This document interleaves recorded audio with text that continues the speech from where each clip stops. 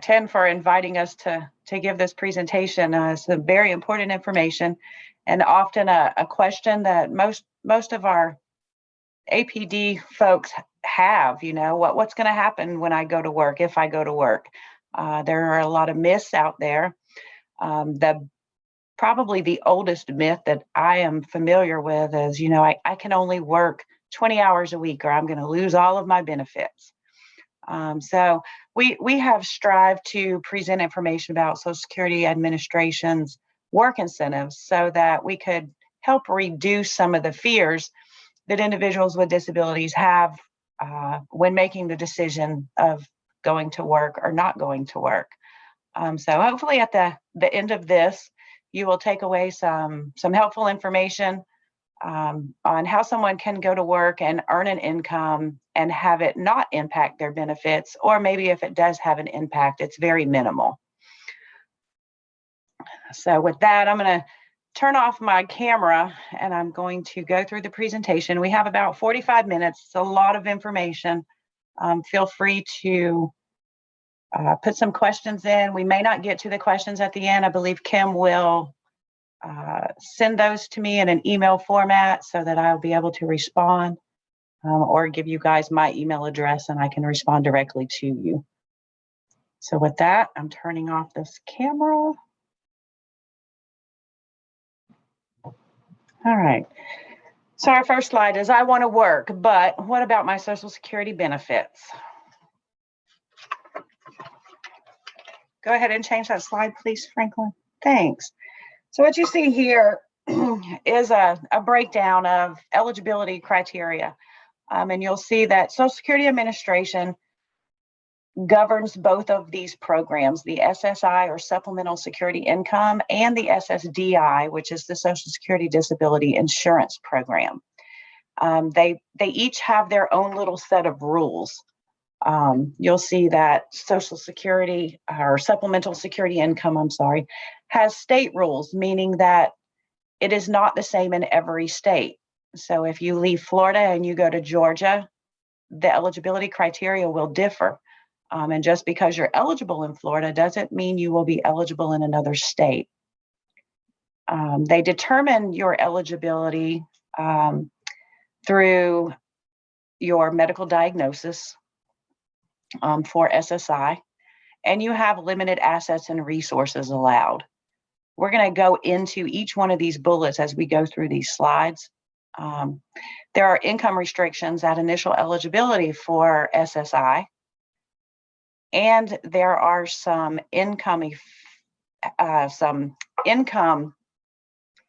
restrictions, I guess you can say, during that initial eligibility.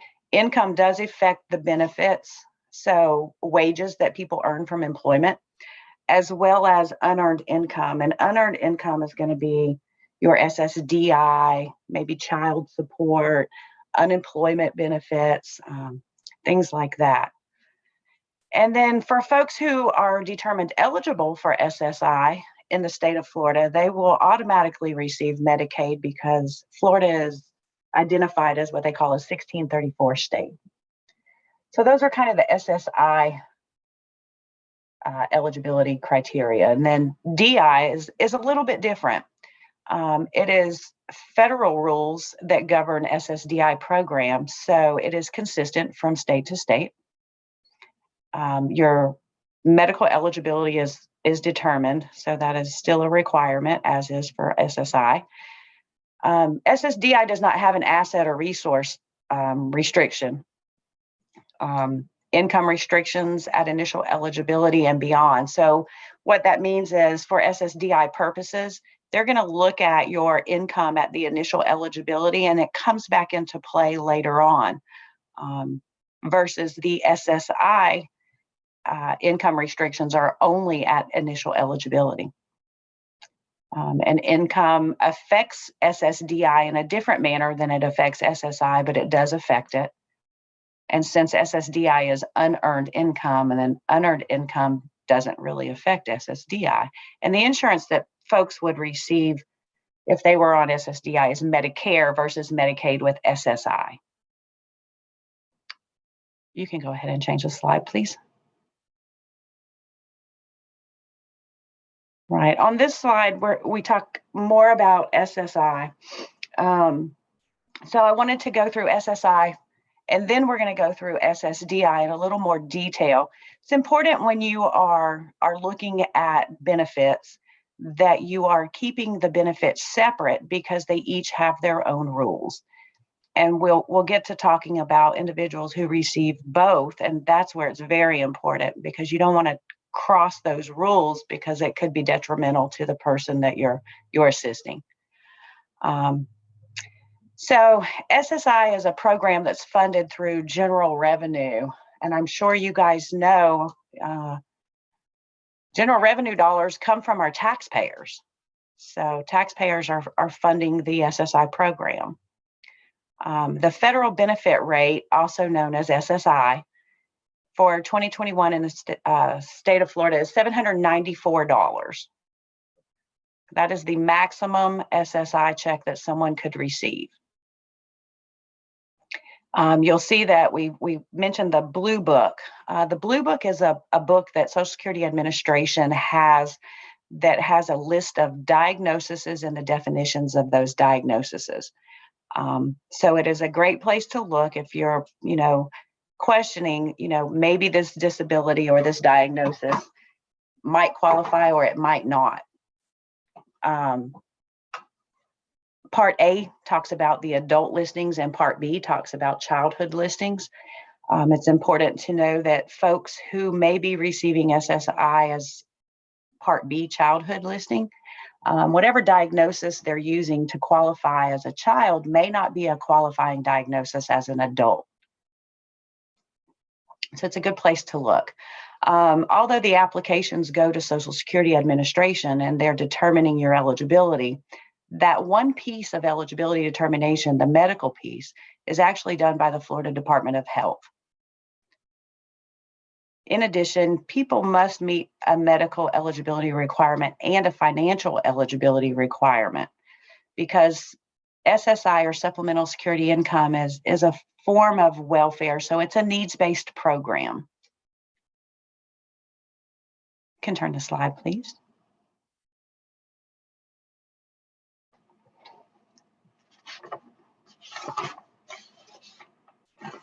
All right, so talk a little bit about these asset and resources for SSI. So an individual receiving SSI is limited and they must keep their assets and resources below $2,000 in a given month, right? For a married couple, that resource limit is $3,000. But there are some things that are excluded as resources, and we're not going to go over all of these, but these are some examples. And these are things that will not affect the SSI payment and the Medicaid eligibility that comes along with that. So exclusion is the first bullet, the home you live in and the land that it sits on. So let's say I inherited a piece of property that was 5 acres and it has a house on it. And I'm going to live in that house. But I also have a piece of property that butts up to my 5 acres that's 10 acres that I also inherited. That 10 acres becomes an asset. Okay, so the value of that would be included in asset and resource. Move on down a few bullets and you'll see life insurance policies that come with a combined face value of $1,500 or less. Okay, so you want to make sure that if an individual on SSI has a life insurance policy, that the face value is $1,500 or less. Anything over that $1,500 becomes an asset and is included in that $2,000 limit for an individual. One vehicle, regardless of the value, if it's used for transportation for you or a member of your household, no matter the value. So I could typically live in a mansion and drive a Lamborghini, right? And still collect my SSI because the values of those doesn't matter. Retroactive SSI or Social Security benefits for up to 9 months.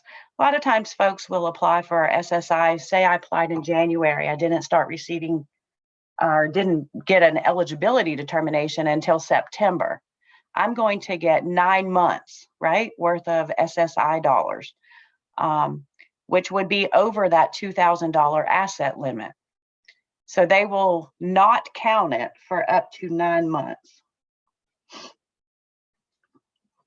Money saved in an IDA or an individual development account. I'm not real sure if you guys are familiar with an IDA account, but it's a special bank account that helps saves for like education, purchase of a first home, maybe starting a business. So individuals can contribute dollars that they earned by working into an individual development account, and some of the participants will do like a dollar for dollar match. Some are a 3-to-1 match, but you are welcome to go do some more research on IDAs. You'll see some things in here: property essential for self-support, and PASS, which is a plan for achieving self-support. And we're going to talk about those a little bit later in the presentation, but those are actually some work incentives that Social Security Administration offers that can help reduce the amount of money that Social Security Administration counts towards wages for an individual. You can switch the slide, please. Right.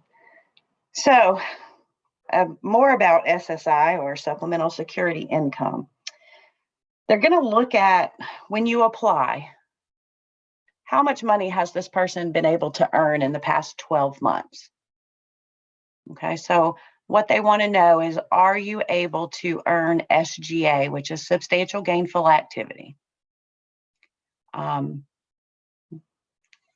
The way that income affects the benefit earned and unearned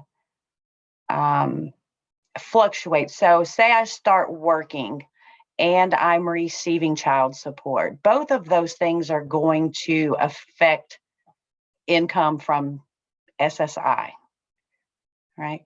You are required to report your wages.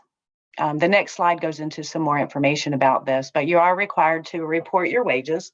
You want to report them by the 6th of the following month that they were earned.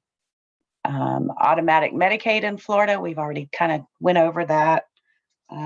Once you're determined eligible and you start receiving a benefit, you will be eligible for Medicaid, which is the health insurance portion. Can you move to the next slide? All right, so this is often the question. Everybody says, well, what is SGA, right? They're going to look at it and see if I'm earning it, if I earned it in the last 12 months.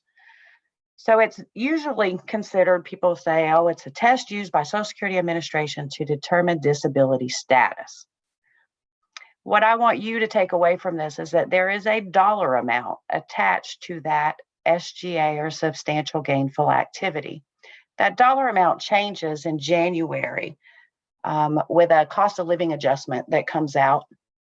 And this year, for 2021, it increased. So the amount per month for a person who does not have a primary diagnosis of blindness is $1,310. So what they're looking at is, did I earn, or was I able to earn $1,310 in any month? And they're going to look at that for a 12-month period, because they look backwards 12 months.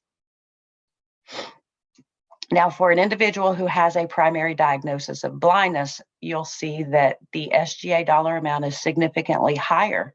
It's $2,190. Kind of doesn't seem fair, huh? But I believe they have had some better lobbyists in the past than individuals with disabilities have to get that significant increase. For SSI purposes, SGA is only a factor at the initial eligibility determination. So that means they only look at SGA when you apply. Okay, so once you have been determined eligible, it doesn't play a role, because there's something called 1619A. And 1619A kind of waives the SGA rule after initial eligibility. You can turn that slide. All right, so with the 1619, after your first $85 of income, so I go to work and I start earning money, the first $85 doesn't count. Social Security Administration won't look at it at all.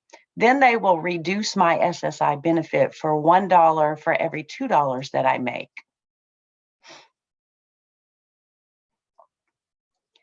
So this slide talks about income affects monthly benefits amount.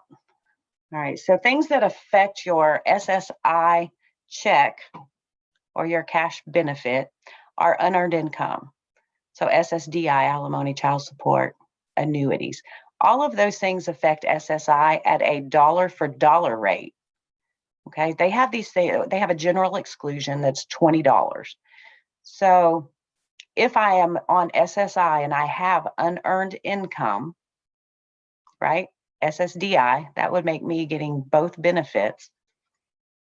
And the way that the calculation works is instead of wages, how $1 for every $2 you make, unearned income affects it $1 for every $1. And we'll do a calculation at the end of the presentation that will hopefully make that make a little more sense. There's your reporting wages. There are multiple ways to report wages. Social Security Administration has, for SSI, they have a telephone app for smartphones. You can do it with your Social Security online account. They have what's called a My Social Security account. You can mail them. You can call that 800 number and report online. You will get a confirmation number. It's important to keep that information. If you are going to use the U.S. Postal Service, you will want to use certified mail so that you have a receipt that you reported. And you want to report timely because Social Security Administration uses the reporting of your wages to determine the amount of your SSI cash payment. You don't want to end up in a payback situation. Florida uses your SSI eligibility criteria to determine Medicaid eligibility. Again, we're a 1634 state, it's automatic. Typically, you're required to receive at least $1 in SSI monthly benefit to remain eligible for Medicaid. But 1619B eliminates the requirement under certain circumstances. So I may not be receiving any money through Social Security or SSI because I work and I zeroed out that cash payment. There is a work incentive that will allow me to continue to keep my Medicaid. There are some basic calculations to show earning levels above the amount to still receive an SSI cash benefit. And I'll go over that and show you or tell you at the end. You can switch the slide. So we're going to switch now from SSI, take off that hat, we're going to put on an SSDI hat. So we've gone over the SSI rules and now DI, which is Social Security Disability Insurance. And remember, it has federal rules, right? And eligibility is consistent from state to state. It is funded through the contributions to FICA. I'm sure everybody sees that on their pay stubs, right? We're like, why do they keep taking our money? Well, it's because at some point you may need to rely on SSDI. It also requires a number of work credits. So you have to have worked a certain number of hours and earned a certain amount of money to gain what they call a quarter of coverage. And they determine that by your age when the disability occurred. Your benefit amount for SSDI is not a set amount, and it is based off of the amount that you paid into the program, right? So it doesn't fluctuate like SSI fluctuates based on the amount you earn.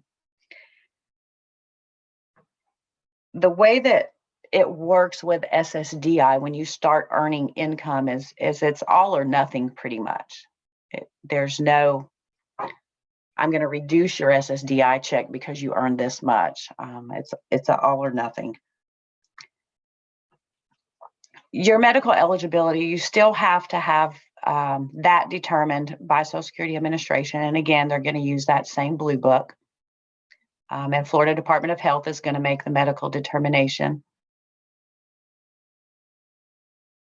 And we can turn the slide. Thanks.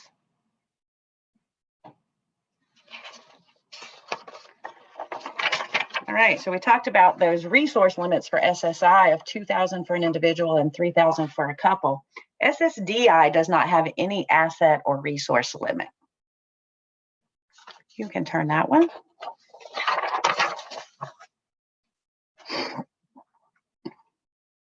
All right, so at initial eligibility, they're going to look at, again, the past 12 months, are you below SGA or substantial gainful activity?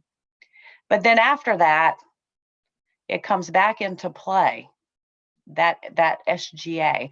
And it talks here about 9 months of trial work. So for an individual who is receiving SSDI and they start earning income,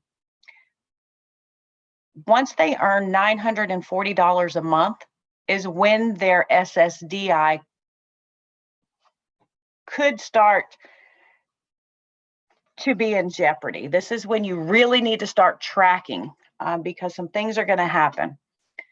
You have a 5-year rolling period of time to, I'm going to say, collect 9 months of trial work. Basically, they're saying, we're going to give you an opportunity to try work and see how you do. So I earned $940 a month for 2021 is considered a TWP or a trial work period month. At the end of those 9 months, you're going to go into what they call extended period of eligibility. And the extended period of eligibility lasts for about 36 months, okay? During that 36-month of extended period of eligibility, or EPE, they're looking at SGA. Is this person able to earn SGA? And if you are earning SGA, you will not get an SSDI check for that month. If you go below SGA, then you will receive an SSDI check for the month. With the exception of a 3-month grace period. So once your 36 months of extended period of eligibility have began, the first time is considered what they call cessation month when you earn SGA. So they call it a grace month, and you'll still get the check. Okay, those 3 grace months are used consecutively, whether you earned it or not, the 2nd and 3rd month. So you would want that person to be able to earn as much money as they could after that 1st month of earning SGA during the EPE. There is a waiting period for your cash benefits once you apply. It is a 5-month waiting period. You still have to report wages for SSDI. Again, your check for SSDI doesn't fluctuate based on income. It is all or nothing. Let's see. We already talked about the EPE.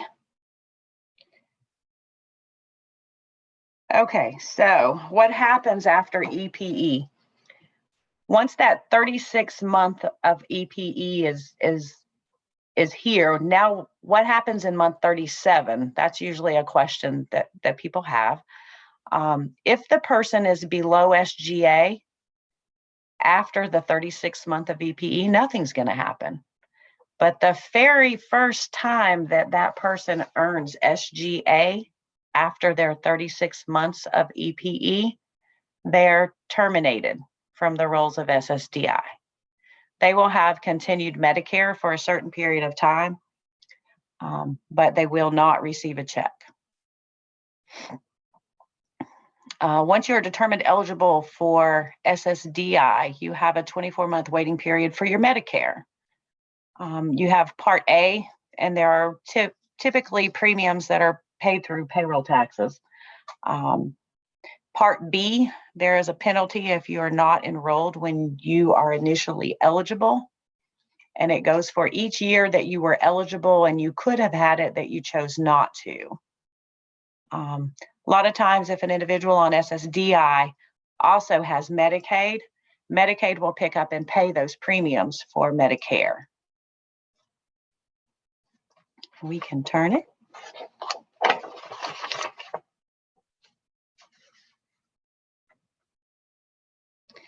All right, so we talked about SSDI, we've talked about SSI briefly. Now, what about those individuals who receive both, right? We call them dual beneficiaries. And the way that someone would receive both, you could collect DI from your own work record, right? So there's two different ways to obtain SSDI. You would acquire enough work credits, quarters of coverage. You can see that in 2020, the dollar amount to obtain that would be, you would have to have earned $1,410, right? In 2021, it changed to $1,470. Again, it's important to check those COLA charts on SSA's website every January for what those changes are. You have to have a maximum of 4 per year. That's the most you can earn. And the number of quarters that are needed to qualify, you have to have 40 quarters needed at retirement age. So for any of you folks planning to retire soon, you know, 40 quarters. It's important to know that people with disabilities that have had a disability prior to the age of 24, they collect those quarters of coverage faster than someone without the disability, right? They only need 6 quarters of coverage to receive SSDI on their own work record, right?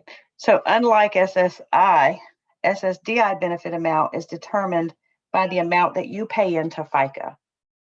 So when the SSDI benefit amount is less than SSI or the federal benefit rate, then SSI will pick up and supplement. Remember, SSI is called supplemental security income, right? So if I'm receiving an SSDI check and it's $700, it's not the federal benefit rate because the federal benefit rate is $794. So I could be eligible then for SSI as well as my DI, and I could receive an SSI check for $94.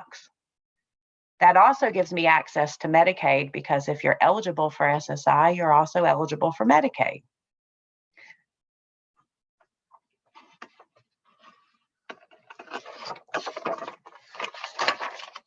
Kim, am I doing okay on time?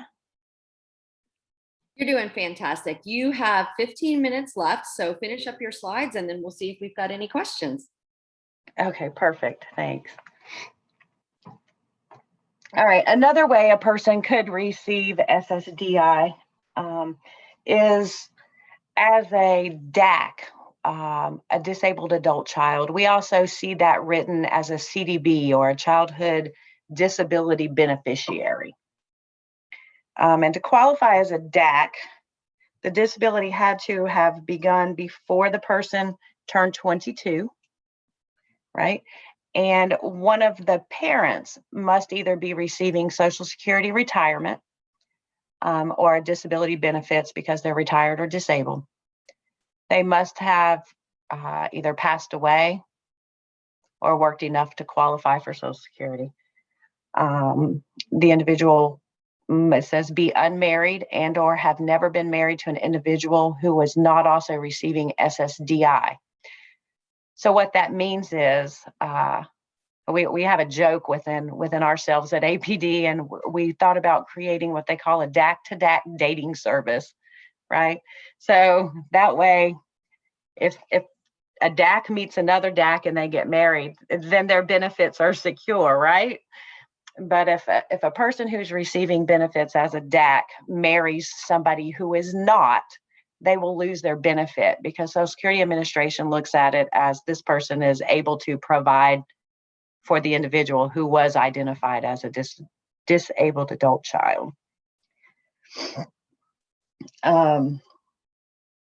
The benefits amount are determined by the amount paid into FICA. So there is no calculation for me to give you that would show what someone could receive in SSDI benefits.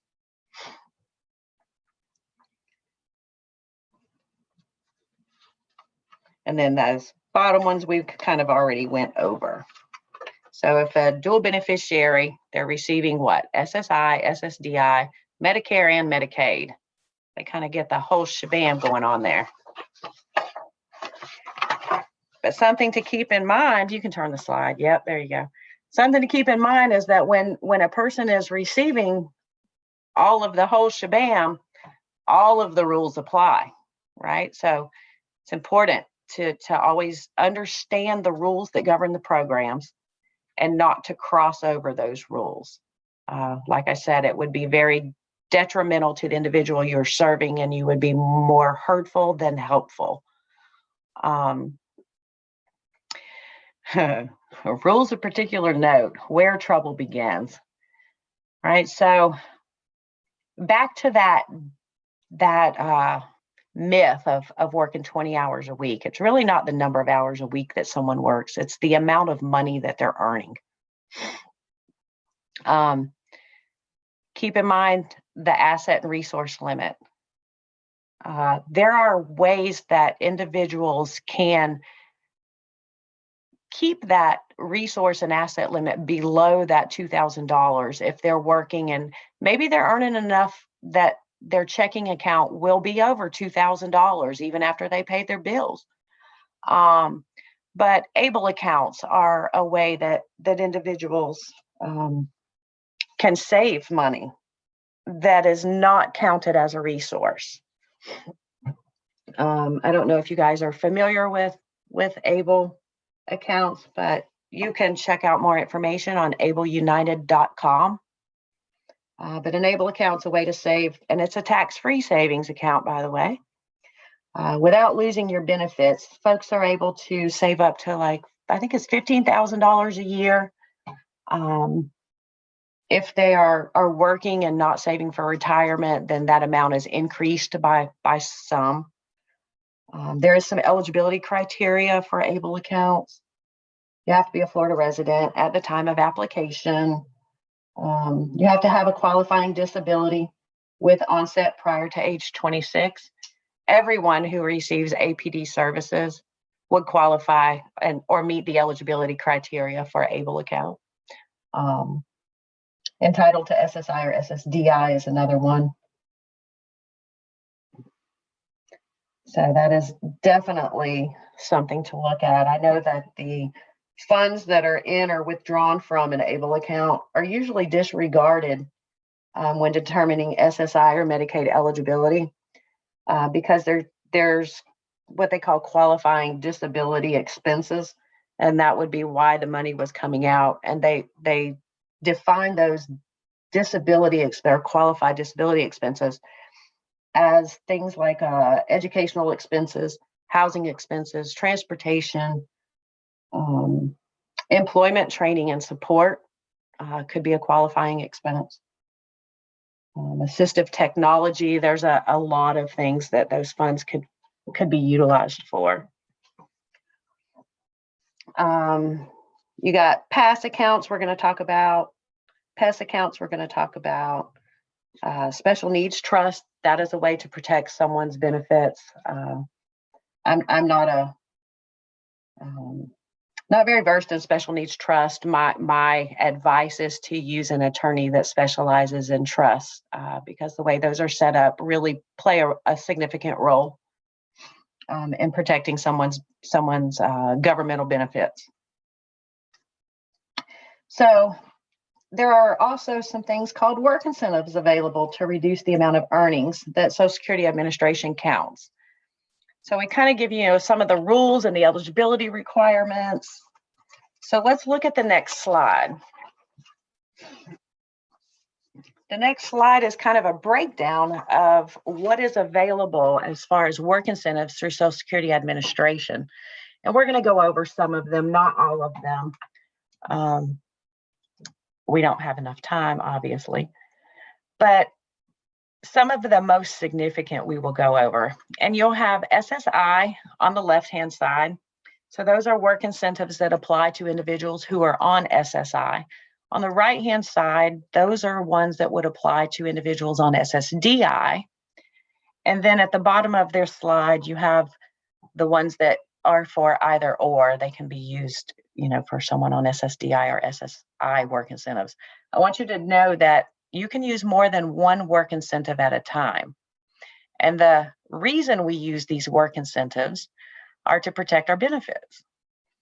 They've been around for a long time, and people just didn't talk about them. They're very complicated and convoluted in how you use them, how you implement them, where you can find information about them, and that stuff.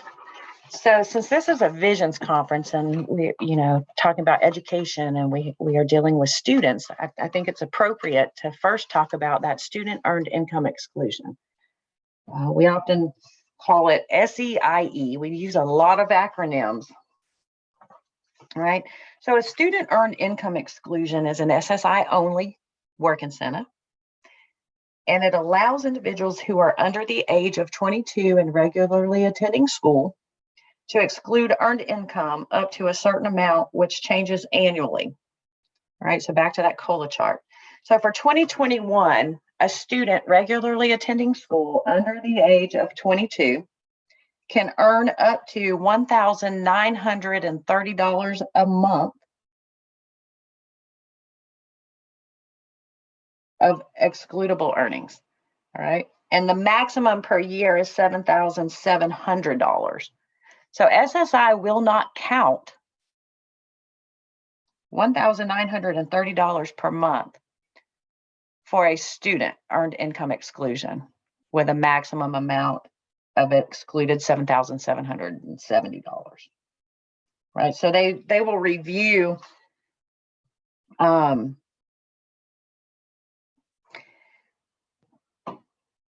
so when you report your wages, right, typically if you did not inform Social Security Administration that you wanted to use a student earned income exclusion, then your SSI check would be reduced. Remember, I told you they take $1 for every $2 that someone earns. This is a work incentive that would allow the student to earn up to the gross $7,770 per year, and it doesn't count against them. They wouldn't reduce the check.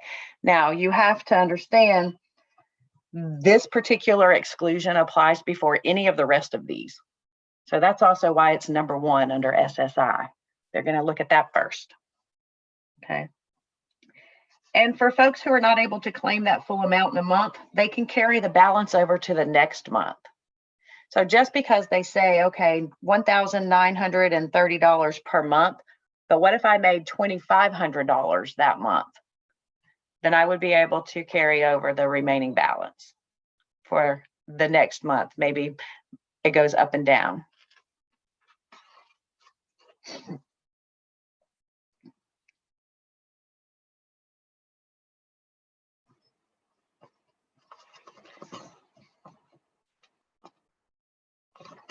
They have some specific wording on what regularly attending school means. And if a student's attending a college or university, they must be attending school for at least 8 hours a week. Students in grades 7 through 12 must attend school for at least 12 hours a week. And students that are enrolled in a training course for employment preparation must attend the course at least 12 hours per week. Students participating in a shop practice course must attend school training for at least 15 hours a week. And there are some exceptions to the rule. If the student is ill, the hours could be less. That kind of, so you have to provide proof of the person regularly attending school, and that would need to be on school letterhead. So a letter from the school. And you would have to provide pay stubs showing the amount of earned income while considered a student under the age of 22.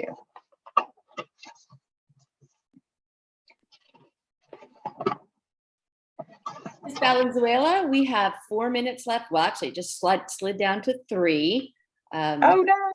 Yeah, I know. It's been super informative. That's what I'm reading in the chat, that a lot of folks are curious if this is something, well, they feel like it could be a full day training.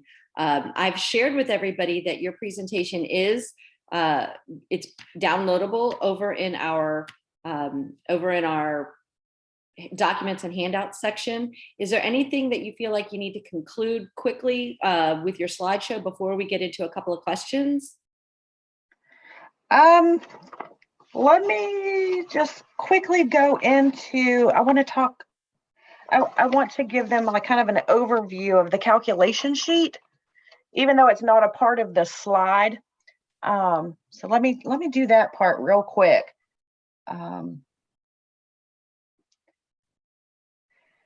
So Social Security Administration has a very basic calculation that they use when they're trying to determine what someone's SSI check is going to be, that will come in useful for you all, as you help people go to work or who want to go to work. So let's take an individual and say they're making $800 a month. That's their wages. You might want to get your pen and pencil out for this one. So you take that $800 of earned income and you subtract what they call a general exclusion, $20. You also will subtract $65. That's the earned income exclusion. And together they make $85. So they don't count that first 85. So when you subtract that 85 from the 800, you end up with $715. So to figure out what they're going to take, right? $1 for every 2 after that first 85, you subtract it. So you take the 715 and you divide it by 2 to figure out what that amount is. That's the amount. So it ends up being $357.50. That's the amount Social Security Administration is actually going to look at. So they're going to say, we're going to count that. So it becomes your countable income, although you're earning $800. Right? So then they take the federal benefit rate for the year, 2021 at $794, and they subtract the $357.50 of countable income. Your new monthly SSI check is going to be $436.50. Right? So your earned income is $800. You're going to take the $800 that you're earning plus your SSI check of $436.50, and you get $1,236.50. That is how much that individual is earning every month. So it's a good way to show families and relieve the fear that they're going to lose their benefit if they start earning money. I also want you on this last slide. Benefit planning query is a statement of individuals with, we're out of time. Statement of individuals, disability and work history, which is provided by Social Security Administration. You can obtain one of those from Social Security, and it's a good place to start when you talk about benefits planning. There are also community work incentive coordinators who are the pros and the experts of this information. And you would want to reach out to them. They can take a look at what benefits the individual is receiving and help you with a plan to move forward. Explain at what point you need to utilize this work incentive and so on. For the Northeast region where I work, the majority of our counties, that person who is considered the community work incentive coordinator is located at the Independent Living Resource Center. But you can also go on SSA.gov's website and find where they are for your community.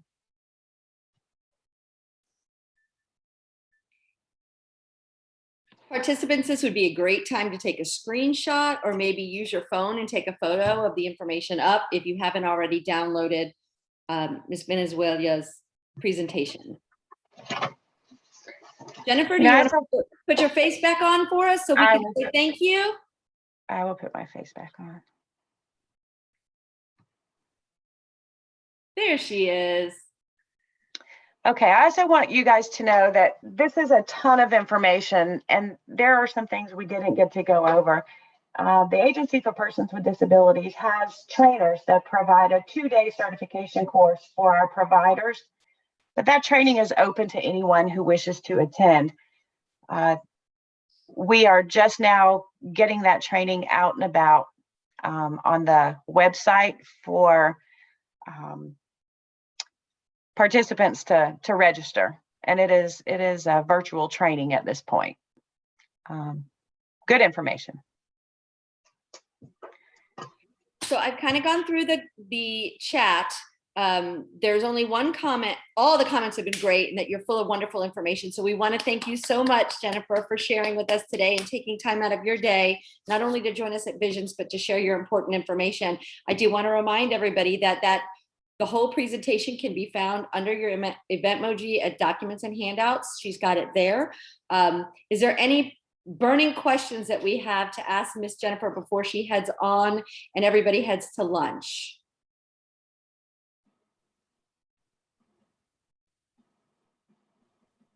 Well, there's lots of great thank yous and great information. So thanks, everybody. Enjoy your lunch. And again, we will see you back. Oh, what time do we start back? 1 o'clock, I think. Looks like 1:30. We've got our next round of breakout sessions. So